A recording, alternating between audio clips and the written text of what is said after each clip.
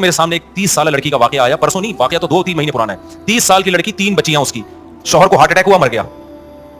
अब आप बताओ यार, 30 साल की लड़की की तो अपनी शादी की उम्र है, किस कदर टेंशन है ना उसको, किस कदर टेंशन में होगी। वो अपना नहीं सोच रही, वो अपनी 3 बच्चियों का सोच रही है, इनका क्या बनेगा।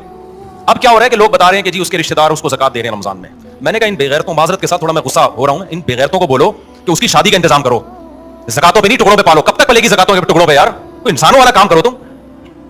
उसके रिश्तेदार क्यों नहीं कर लेते उससे दूसरी शादी भाई, उसके देवर क्यों नहीं कर लेते, उसके चचे ताए क्यों नहीं कर लेते, जो शौहर के हैं चचे ताए वगैरह, ये कजन है, वो क्यों नहीं कर लेते। ये 3 बेटियों को अजनबी पालेगा ये अच्छा है, या उसी के चचा ताए पाले वो अच्छा है।